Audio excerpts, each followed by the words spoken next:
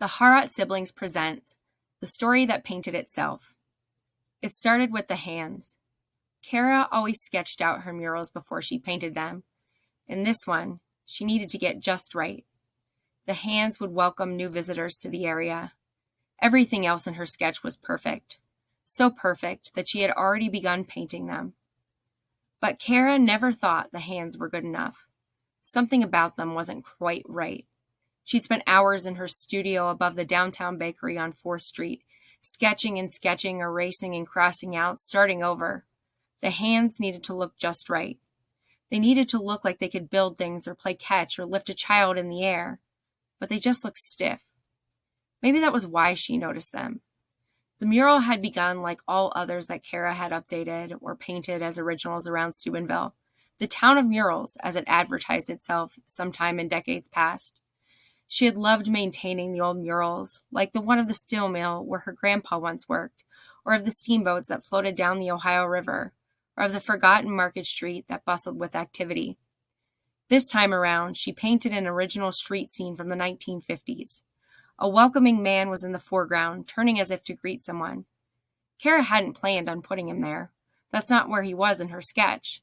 But there were times when Kara felt her brush move before her mind caught up with the wall itself, whispered what it wanted to be.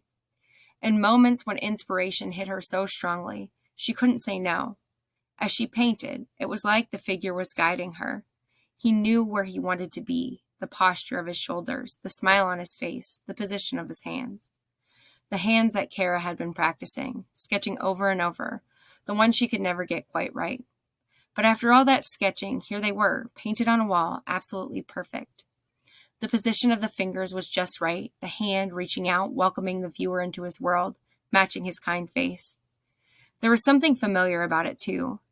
Kara couldn't recall ever meeting someone who looked like this, but he had a twinkle in his eye with a tilted fedora, drawing you to look more deeply at his face. "There you are," Kara said to the painting. That would be enough for tonight.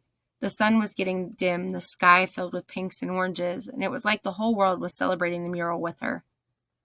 Kara snapped a picture of the mural, packed up her paints, rolled the windows down in her car, and took in the warm, early summer air. The next morning, she excitedly made her way back to finish the mural. But everything changed when she stood in front of her masterpiece. He had moved. She was sure of it. She grabbed her phone out of her pocket, pulling up yesterday's photo. The difference was subtle but unmistakable. His smile was a bit wider, and instead of a welcoming hand, it was a waving hand. What is happening? She wondered aloud. She continued working on the background, the bustling streets, the open markets. She was still happy with her work, but she wasn't able to work at the same pace as she was the day before.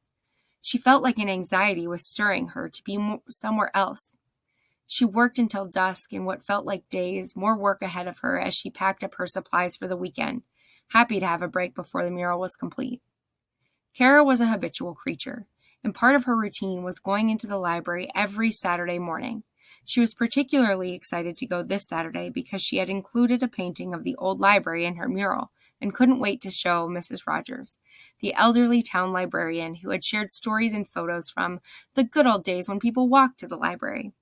She found Mrs. Rogers in the genealogy section as usual. "I finished up the library section," Kara said, pulling up a photo of the mural on her phone. "What do you think?" "Oh my," Mrs. Rogers exclaimed when she saw the image. "That looks just like Stanley Blackburn. He was our town's most famous librarian back then. Legend has it that he hid a special time capsule somewhere in the old library before they tore it down. It was never found." "Stanley," Kara whispered. "Yes, he always wore his fedora tilted like that. Everyone loved him.